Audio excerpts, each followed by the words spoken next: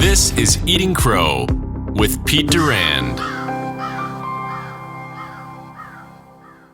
Hey everyone, welcome to another episode of the Eating Crow podcast. I am your infallible, flappable, and average host, Pete Durand. I'm here with Don Manning. And Don, we were connected by another guest of mine, actually, Chris Granger, That's right. who we both think very highly of. And when we got done speaking, he said, Pete, I got a guy you got to meet. And I'm glad he made the connection. Don, I'll do a brief introduction. You're a talented businessman, a father of many kids, which we'll talk about in a minute as well. Husband, very active in your church. So you kind of live your faith. We'll talk about how you balance all of those in an ever-changing world, which we'll get into. But Don, why don't you start off by telling us, where the heck do you live? Well, I'm in the big metropolis of Argyle, Texas. Argyle, Texas is, so if anybody knows the Dallas-Fort Worth area, just Denton is at the top of Dallas and Fort Worth, a little town called Denton, Texas. And then Argyle's a little community outside of Denton. And so where I've lived all my life, I was lived within really about 20 miles of my birthplace for my entire 58 years on this earth. It has been I'm deeply rooted here in the northern DFW area.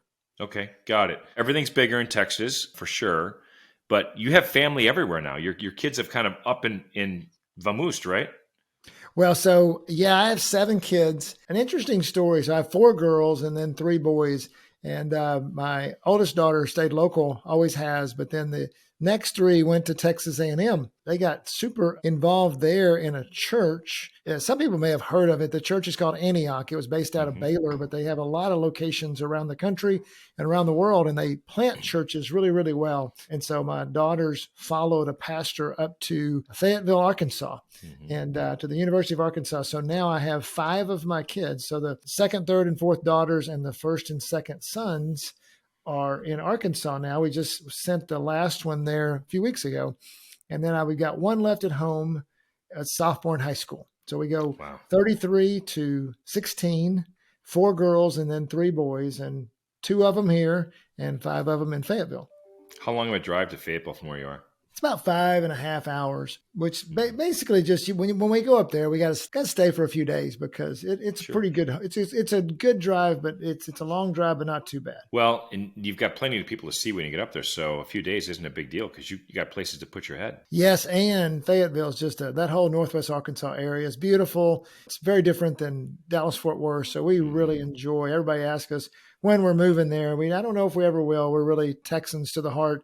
But we certainly enjoy going up to Northwest Arkansas. It's interesting when we both talked about our families, and I'm not far off. I'm 29 to 20 in age gap, and my daughter lives a couple hours away with our first grandson. We're in the car frequently, trying to see all of them. Right.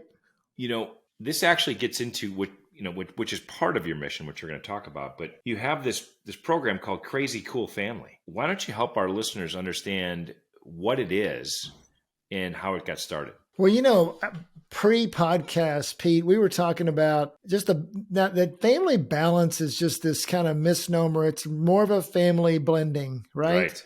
And I really think that's a great term you use to help people with that. And that's kind of how it evolved for me over time.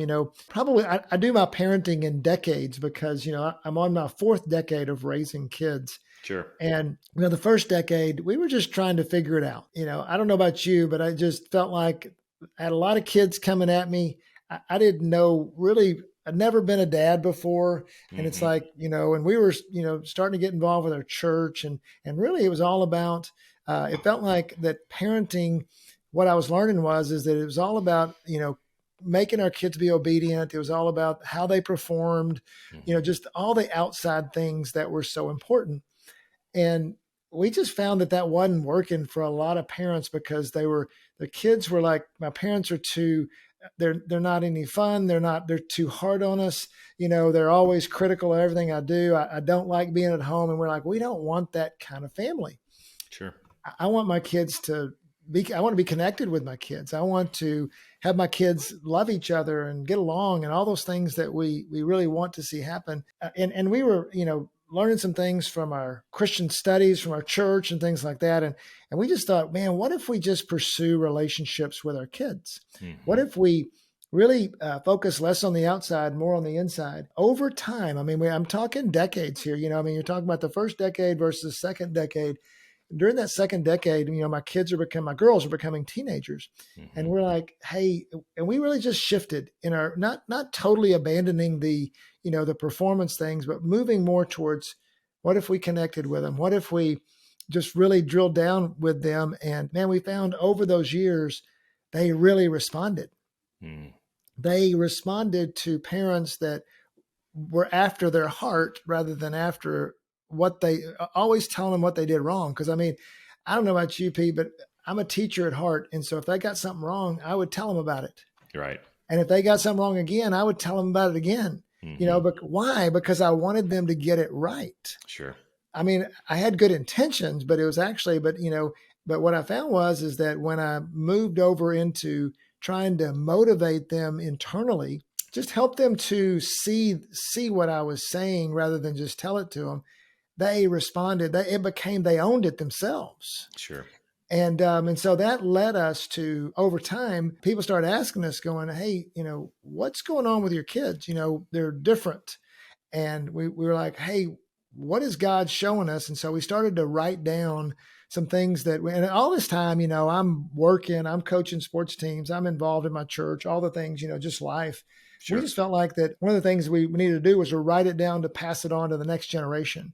The next generation of parents that were younger than us. And so out of that birthed Crazy Cool Family, which is about helping parents catch a new vision for family. Sure.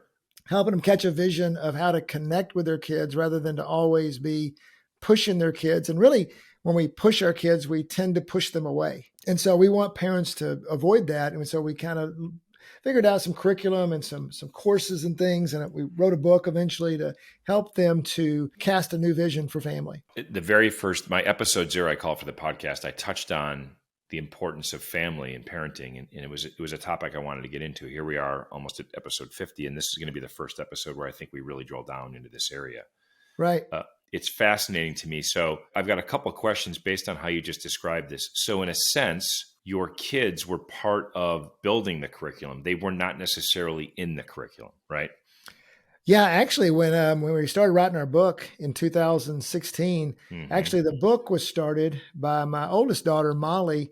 She started writing things, and if people buy the book and buy it on Amazon, Crazy Cool Family, and the kids speak into the book. Because we will tell a story and then we'll tell it from the kid's perspective. Because it helps parents to see. One of the things we want parents to see is we want them to see through the lens of their child. Yeah. And see how things are looking. So yeah, I would say our kids definitely were a part of things for sure. And but we definitely converse with them and like, what did we do that was successful, and what did we do that just drove you crazy? And part of that became part of our helping families to have that right vision for family to be successful. So 2 follow-on questions. First, how much of your early parenting was a result of the way you were parented? Oh, a lot. And it was also a lot of where we got super involved in our church that first decade. And I would say it was primarily influenced by the way I was raised, but also by the way we were around a lot of pretty dedicated parents. And in that world, it was a lot about how you protected your kids, what they watched on TV and didn't, who they spent the night with, and just, all the different things to protect them from the world, so to speak. Sure. So there was a lot of that influence too, but I would say it was kind of about half and half. I think this is an important point because as you and I've talked before the podcast, parenting is a delicate balance of being their parent, their friend, a disciplinarian, a provider, a guide, a mentor, a coach. All those things are important, and knowing when to tap into those roles and holding firm to a particular role is important. I know I see this in the people I talk with that are struggling as parents. They don't feel like they have any guide or leadership. They look back at their childhood experience, they don't look back on it fondly, and they know they want to be different. So a book like this, or the coursework, the podcast, is obviously a place they can turn. And you mentioned a couple of these things early. What's your take on the importance of a parent to be able to say no to their child when their heart tells them, I know they really want this and I want to give this to them, but their mind says it's not the right thing? How did you address that with your kids, and how did you have that discussion with them about, those times where I need to say no and you may not understand, but I've got to do this. How did you balance that? I think that there's so many ways that, I think a lot of parents default to no immediately because one, it's inconvenient. Two, we're scared. And so I think one of the things I tell parents a lot and that we tell parents, my wife, Suzanne, and I are really together in the ministry. We say, let's look through the lens of inconvenience and fear first and make sure that that's not why we're saying no. Okay. But so often it'd be like, let's say that my grandson's over here who's 3 years old and he wants to play with a toy. Well, I may not want him to get it out because it's going to be super inconvenient for me. Well, I need to balance that between the desires of that child and what's best for them. So a lot of times I think we say no out of inconvenience. The other thing I think we say no of is out of fear, is that we're fear something's going to get hurt. And I just remember doing that a lot as a parent and having to overcome those fears. So once we get through that filter and we say, okay, it's not because of my convenience, it's not because of my fear, it really is something I need to say no to. I think it's a matter of how you present it to the child. Right. For example, my wife will talk about, I think this is brilliant. She says, what if we create a culture of yes? And we are shooting for yes all the time, but knowing we have to say no. And it just influences everything you do, because let's say, for example, your kid comes to you and says, and they're in fifth grade or whatever, and they say, hey, Dad, hey, Mom, Dad, whatever, can I spend the night with, whoever? Right. And it's, the idea is tonight's not going to work, but it's not that we will never spend the night with the friend. Right. So Suzanne would say something to that child like, well, yes, sure you can, but not tonight. And let's figure out, okay, tonight's not going to work, but let's figure out a way that we can spend the night with Joey, whenever. And so now the child leaves with not just a no, they leave with hope. So let me drill down there, Don. Yeah. My wife and I have always had interesting discussions about, sleepovers at various ages in their life, right? Let's say, for example, as a parent, your radar's up and Joey comes to you and says, I want to sleep over at Johnny's house. And Johnny's not a good little kid.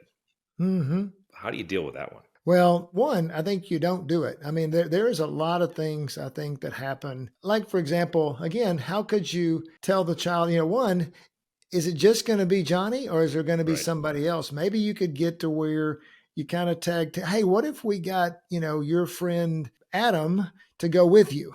Mm-hmm. What if I want you to go to that party. I want you to go over there with him, but I just think you ought to come home that night. Right. And, just try to, again, we're not saying no. Mm-hmm. We're trying to figure out, because we're trying to figure out a pathway that works. People say, oh, that's hard. But hard is good parenting so often. Hey, there you go. That's what I was getting at. Parenting is hard. And it's a lot of micro decisions. And I think where a lot of parents lose, and you said this right at the beginning, parenting goes by the wayside when it's no longer convenient, right? And they take the easy way out. They don't make the tough decisions because it's just hard. And, we've had this. And by the way, I'm going to assume for a second, Don, and give you a way out here because I asked a fairly pointed question. If you're raising kids of joy who are, in Christ, you hope that they're gravitating towards other kids like that, correct? Yeah, right? Absolutely. So you may not be often in a situation where you just don't think Johnny's a good place for him to be. But when kids are maybe potentially at a new school, by the way, my wife's radar, I've never seen it not be accurate, right? If she says, I'm not so sure, I'll listen. And what we discovered with our kids, all three of them very different over various times, is there were times they were hoping we said no. Right. Yeah. And, that's a great point, Pete, is, we tell our kids a lot, and I think it's so cool that you're saying this. Hey, we will always be the bad guy.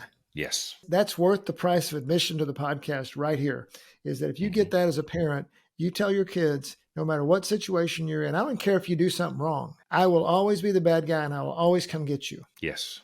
And no matter what, I will drop. If you're in trouble or you feel like you're in a bad situation or anything's going on that you don't like, you have me call you and say, hey, I got to go home. My parents are making me go home. Yep. And that could, you guys do that as well, I'm assuming? We did the exact same thing. And I can tell you all three of my kids probably pulled that ripcord at least twice. Really?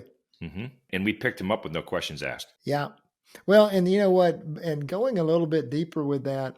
not just that, but all the things we've been talking about. What I learned in that second decade of parenting is that parenting is all, you said it's hard. It is, Mm-hmm. but it's also all about relationship. Yes, it is. And and what we tend to do is going back to your no, when we tend to just say no, and then it becomes a bitter struggle, Mm-hmm. and we embitter our children. I mean, literally Yes. parents are embittering their children instead of turning that situation into a way that you can connect with their heart. Mm-hmm. Let's say, for example, sometimes, all right, let's talk about no still. Sometimes you can ask them questions. Mm-hmm. Hey, do you think it's a good idea that you go do that? Well, yeah, I do. Because why do you think that's a good idea? What do you think you're going to get out of it? And we've Mm-hmm. had situations where we've talked to our kid about a situation. By the end of the conversation, they're like, I don't think I want to go. Yeah. Oh, really? And by that time, it's their idea, and they have made the no for you. Sometimes just presenting them with possible outcomes through questions is a really good way to get them to go, I hadn't really thought about that. And sometimes they don't want to maybe clue you in at that particular time that you're right. Yeah. And again, they're kids. I mean, they may not know sometimes, and it's not saying that, this is just something we do all the time, but Sure. I think it's about having the conversation. Yeah. Why do you want to spend the night with them? Or why do you want to go to that function? What's your purpose? What's your, how are you going to have fun there? And just, plus you get to know the kid. Well, there you go. And I think this gets back to the intentionality of being a parent. Today with, iPads and screens and phones, you can go to any social event, any public place and see parents who are just parenting their kids through a screen. Right. Our kids were never allowed to have a TV or a computer in their bedroom. That's good. Yeah. And people said, why? I said, well, because it's easy for me not to pay attention because they're occupied. They're occupied, but they're not engaged. And by the way, you don't know what they're watching, who they're talking to, and if you think you do, you're nuts. And, and on the flip side of this, and I think that so often we get into, well, Peter's family did this, so I've got to do this. I mean, Right. On the flip side, we were pretty free with technology.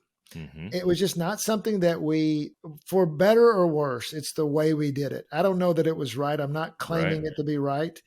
However, we talked about technology a lot with our kids. Yep. So we took a little bit different approach, maybe, in terms of we did allow them to have things in their room. So and my wife did this, Suzanne did this really well. Hey, tell me about that. What is TikTok? How do you use TikTok? What do you do with that? And she would just explore with them. And I have too, to some extent, or maybe a TV show that they wanted to watch, and we'd watch it with them. Yeah. So that we got to know things and things. So what I'm trying to say in that is, man, listen to the Lord. What's he telling you? Different families have different disciplines. They have different interests, different methods. But I think what Pete and I are sharing with you is what's going after their heart and being intentional and being willing to do the hard things. Yeah. And by the way, if you do engage in technology a little more freely, then it does become a little bit more proactive and intentional. So, our kids, TikTok wasn't a thing when they were little. Facebook was just starting. There were a couple incidents at my daughter's school where Facebook became a very dangerous thing for some people. So she had early in her age, she didn't like it. It bothered her that someone could harm another child through that medium. I don't think she would have worded it that way. Better, it gave her the creeps. Well, I think that, one of the reasons we've given freedom is because we felt like our kids would not abuse the freedom. Correct. If you feel like your child is going to abuse the freedom, we talk about a lot in our family and in our ministry about how with responsibility comes freedom. Mm-hmm. And so if you're going to show me you can handle the freedom, I want to give you as much freedom as I can. Yeah. No question about it. And so part of that deals with, some people, oh, well, I don't trust my kid. Well, how do you know if you can trust your kid or not? By the way, that's an awful place to be if you say you don't trust your kid. Right. That's a horrible place to be because it's hard to get back from that. For us, it wasn't necessarily the technology in fact, I know it wasn't. It wasn't the technology. I wasn't worried about what my kids would choose to watch. I wasn't worried about what they would choose, the games they would choose to play. For us, it was all three of my kids were very, very active in sports. So dinner could have been at any given time of the night with one of us or all of us there, depending on a schedule.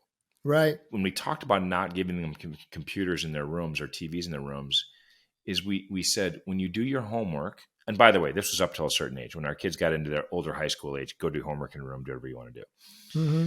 But my wife would have them do their homework at the kitchen table in front of her, and then she could communicate with them and interact with them and find out how their day was. And she was concerned that if one of them disappeared for an hour or two in their room, she would it wasn't that she was helicoptering. In fact, it was the exact opposite. Like you said, with responsibility comes a lot of freedom. Do your homework. But she got to learn and interact with them, especially since I was working quite a bit. Right. When I got home, I didn't want my 3 kids in their bedrooms. Right. Watching TV. We wanted to be eating dinner as a family. After dinner, have some time together, do whatever. So I think all of them got a phone. Well, first of all, they all got a phone when they started doing travel sports and needed to be picked up or do whatever. And then eventually, when I think they got to high school, they all got a smartphone, right? So they could do other things and have apps. But for us, it was more about just making sure we didn't default to, oh, they're fine because they're in another room. And I had a podcast guest, one of my first podcasts. I'll share this with you. It was, to your point, it was a really pointed, interesting moment. He was talking about his son and his daughter, and he started working from home. And he said, one day I'm working on a project and I noticed it was quiet. It had been quiet for a long time. And both my kids were in their bedrooms with the doors shut. My son, he knew, was playing a video game, and my daughter was watching TV. He goes, they hadn't talked. They hadn't interacted with anybody. They were just in there. And I said to myself, that's not good.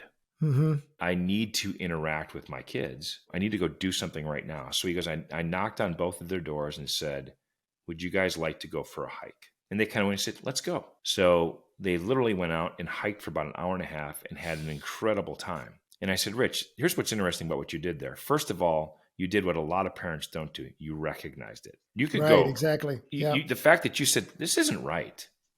That's not how this is supposed to work. But then the second thing you did is you got off your butt and went and did something about it. Right, exactly.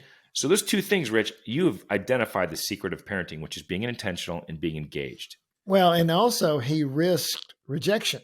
100%. Yeah. I mean, so, so often, I feel like that I try to engage my boys or, whatever it is, and it just doesn't, that they're busy or whatever it is. And then I feel rejected.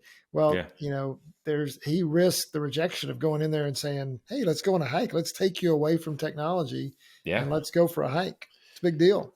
So let's shift gears here. You got 7 kids, you've got a job, you're a husband, you're trying to provide for your family. Were there any particular points in time where you felt like, these spinning plates, faith, family, finance, friends, community, where any one of them kind of started to wobble and you had to go address it more than the other ones? When did they not? It's maybe a better question. Right. It is. It is. One of the things I feel like in life is I've always been blessed with a lot of energy.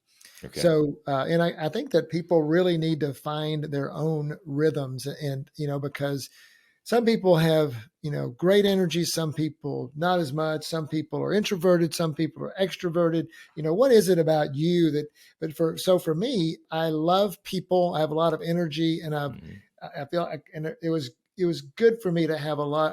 I'm an achiever at heart, sometimes to my detriment. That's how my, Enneagram, I'm a 3, I'm a doer, I'm an achiever. I've always been like that, but yet have felt a lot that I have got too many things going. And then I don't know about you, but I feel really bad when I let people down. Sure. So that's caused a lot of stress in my life of just having a lot of things going on, feeling like I have too much going on, and then feeling like I'm not doing enough to get things going. So what solved that for me over again, I'm relating back to when I was first decade, second decade of family and parenting, is learning about the grace of God. I was always in that performance mode of I had to please God and please others. And if I didn't, they wouldn't like me, either God or the people. And once I remember many years ago, one of my mentors gave me a cassette tape on grace, and cassette tape will date me, I'm sure, I'm sure. But it was about this. It was a guy named John Lynch who wrote a book called True-Faced, which is a fascinating book. He just said, hey, what if, he called it the New Testament gamble. He said, what if God just loved you anyway? What if God just, said, no matter what you do, I'm going to love you. I'm going to be there for you. I created you. You're amazing. And I love you. And no one had ever really told me that. Mm-hmm. And when I learned what now the word we use in Christian circles is identity. And what I learned is that when my identity, that I'm no longer in Christ, I'm no longer an orphan. I'm a child of the King. And nothing can change my stature as a child of the King. That's what Romans 8 tells us. Mm-hmm. And so when I learned that, as I've learned that over the next 2 decades, as it has given me so much of a confidence in who I am and what I'm called to do. And it's helped me to, one, not have to have so many plates spinning, and two, be okay when the plates fall off, which seems like a lot. Right. Does that make sense? It does. And I think I interpret that verse and I interpret the purpose of the book to the same way I look at my children, which is unconditional love. I want to pass that same lesson to my kids, and they all know that. And I think my youngest son, for example, plays college soccer. And if he didn't get enough playing time in a game, he would feel like he let my wife and I down if we went to the game. Mm-hmm. We couldn't feel like literally we would say, Sam, you got to recognize that I don't care if you play a second in this game. If you're finding joy being on this team, and he does, loves his teammates, loves the school, love everything. We don't measure your impact in our family by your playing time, right? Right. And it's unconditional love. We're here no matter what you do. And it's funny because when I hear that verse, it doesn't mean you can go out and intentionally screw up and assume that we're going to forgive you and let all start over again the next day. Right. The word intentional is very important there, right? Mm-hmm. It means when we make mistakes and we fall and we trip and we drop the plate, we're here to help you. And hopefully we've shaped that behavior where you recognize it's not a free hall pass. It's just unconditional love. It's very different. Well, I think that society and even if you're a Christian, then enemy all wants to make us think that we are not enough. Right. And I think I have definitely dealt with that in my life. Feeling like I'm not enough for my wife or not enough for my kids, or I should make more money or whatever it is. And, for me, one of the things that really helps me with that too is really feel like I hear God's voice and get his direction for my life. Mm-hmm. Because, I can remember, again, going back to that first decade of parenting, I've got a bunch of kids and I'm trying to figure out how I'm going to make my mark in the world. Right. Am I going to start a business? Am I going to, I was working my way towards being a chief financial officer. That was kind of where my business, I made that goal eventually. And was I going to run for school board, or was I going to, start a ministry at the church, or whatever it was that I was going to do? But I wanted to make my mark in the world. Mm-hmm. And I just, it felt like nothing was working. Nothing was going forward. And I remember sitting at my desk, spending time with God and saying, God, what is it that you want me to do? And I don't feel like that anything's working. People say, can you hear God's voice? And I say, yes. It's a sense inside of you that goes mostly against what you think you should do to what you really should do. Sure. And I just felt like the Lord said, he said, Don, I'm not in any of that. And I said, well, that's great, God. Maybe you could tell me what you are into, and so I could follow that, because I'm pretty frustrated right now. Right. He goes, here's what I want you to do.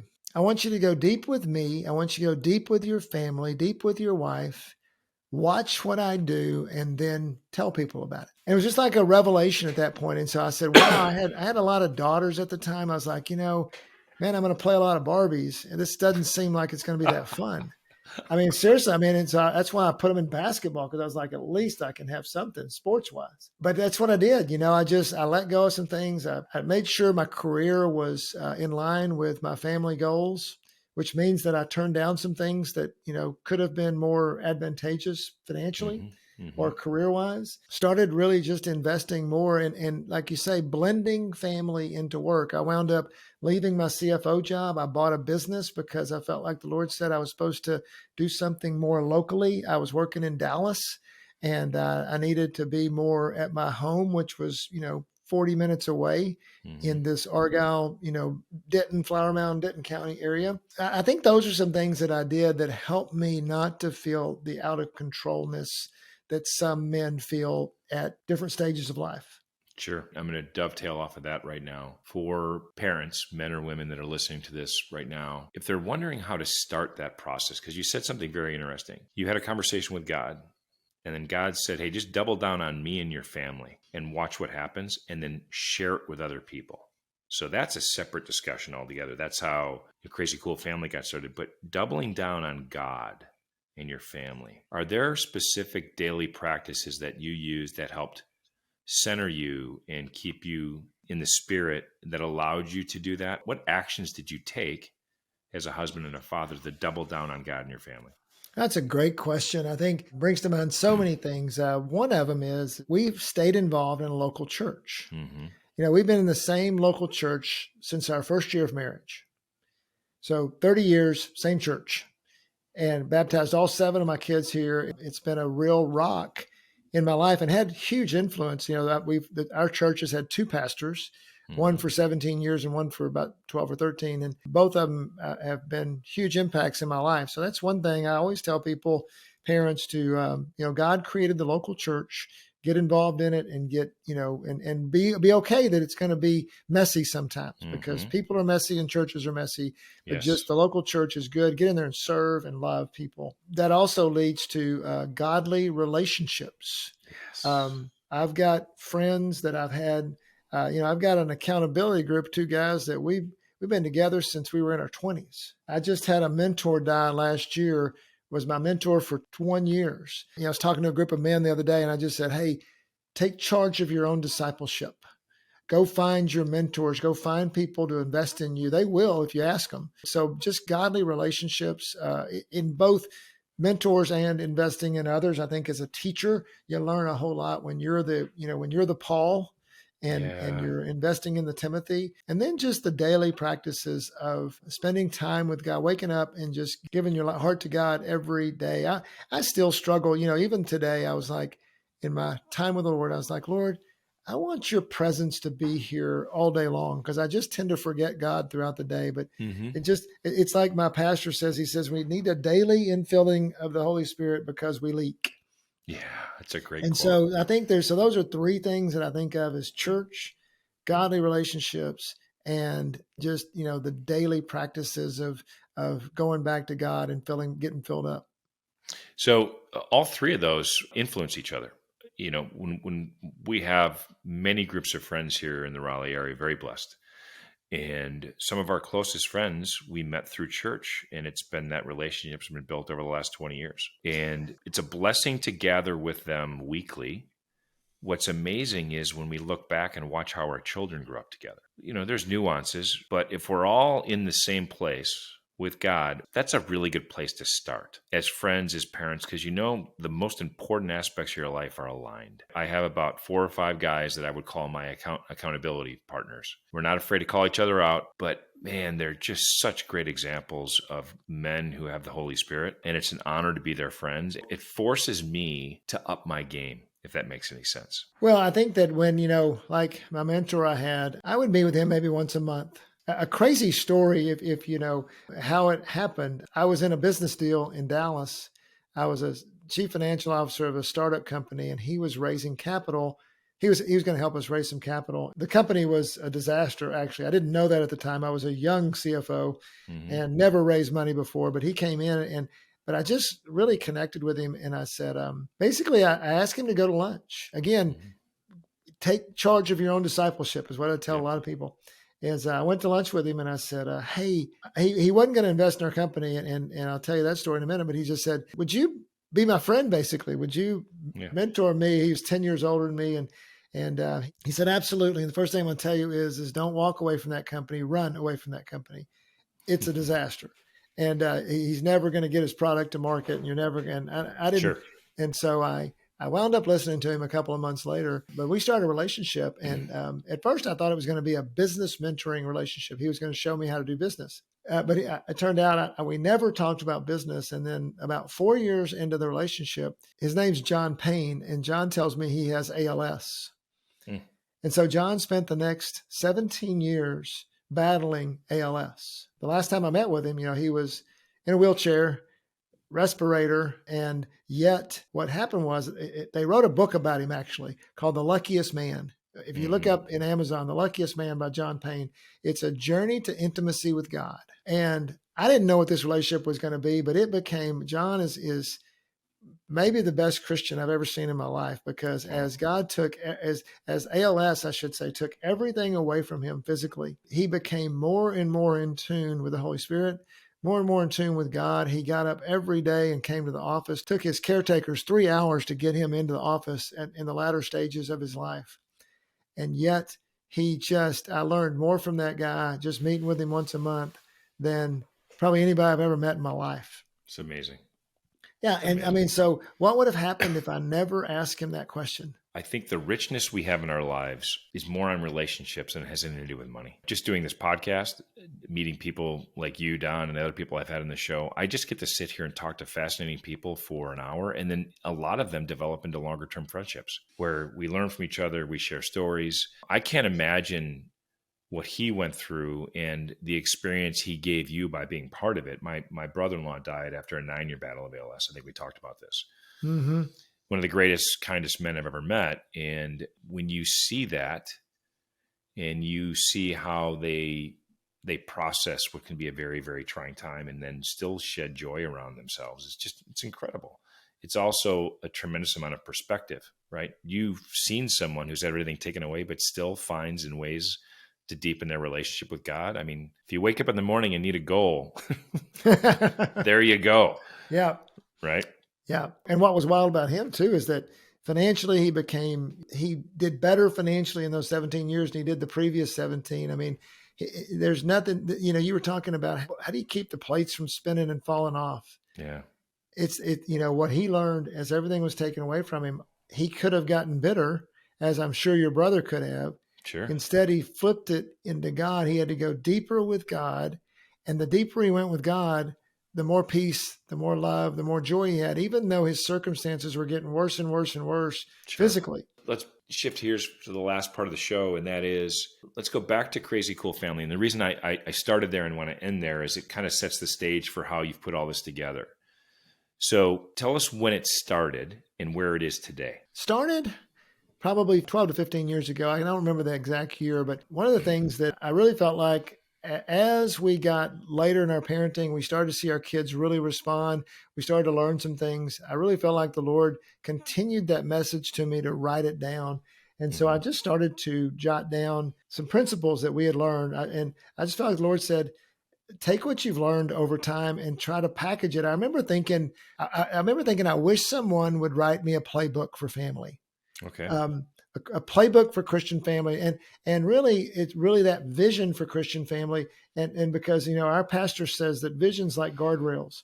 It tells you what to put in the road and what to leave off the road, leave on the side of the road, if you will. And I think that because I saw that a lot, it's not that parents weren't working hard. They were working hard at some of the wrong things. Yeah. And so I started to write down what I felt like were the right things, what I felt like the Lord had shown us. And it led to us leading a class at our church, just a 12-week class. We called it at the time Heart Connected Family, because that's what our goal was, is to connect with the heart of your kids. And so we did that for many, many years, probably 2015 or so. I never will forget. We were counseling a couple at church, and one of my elders was with me. One of the other elders was with me, and they go, "Man, you have got to write a book." And I was like, there's no way I can write a book.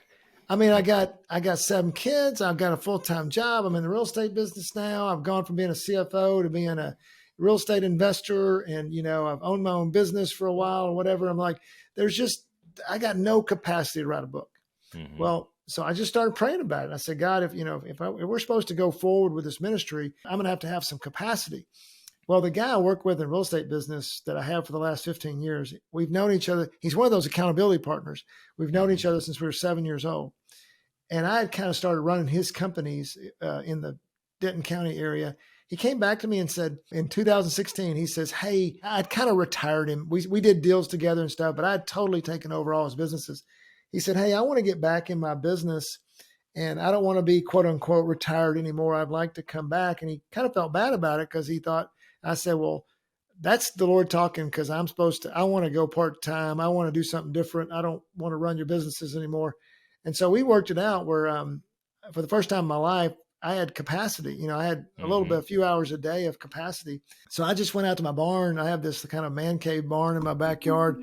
And I just started a big old whiteboard out there, and I just started writing stuff down about, how we wanted to hone our message, how I wanted to write that playbook. I spent about a year doing that. Okay. And I hired an author, And he helped me to write what's now the book, Crazy Cool Family. And so that took us about a year and a half before we finally got it ready to publish. It was a great effort, but it did two things. One of them, we have a book, but the second thing is it really helped us to hone our message of how to do Christian family vision. In 2018, everybody said, hey, when are you going to do your book tour? And I said, never, because, we never did this to travel around and be famous. We just did it to put it down so we could teach others. We started our podcast at that time. So we're in our 4th year of the podcast, and that's super topical. We just do a lot of different things with that. But we started asking parents, young parents, hey, what should we do with this book now? What should we do? They said, hey, you need to create videos. You need to create courses. Because the young people of today watch video and listen to audio. And so that's one of the reasons we started the podcast as well. So we started looking at, different things. And I started looking at different technological options. I really came down to, I love the idea of a membership site. Because we could put, courses are good, but courses are finite. We wanted something that, Pete, family is not something you learn in a weekend. It's not something you learn by reading a book. It's something you learn over a decade. It's something you learn over time. And so we wanted to stay with people. And I felt like a membership site could do that. We started off by doing it like $15 a month membership site. So we did that. We formed it all. We put all of our core courses on there and everything. The membership's called Basecamp. You can go to basecamp.crazycoolfamily.com and sign up. But what we did differently, and right now it's free. Last year we sold it, got hundreds of people involved, but just felt like that last year again, I felt like I was talking to the Lord and he said, make it free. And I was like, no, that's not the answer, because now we're a 501c3. We run off donations and all that. But I just felt like that we were supposed to give it away. We started doing that last year. And so we go into churches, we do it online, we go into different organizations, and we have this membership site called Basecamp. And we have core courses in there that help you create your family vision. And then a lot of what I would call ancillary material that supports that vision. And gives you, it's about creating vision and putting tools in there. So we've had that out for free for about a year, and we just have thousands of families in it.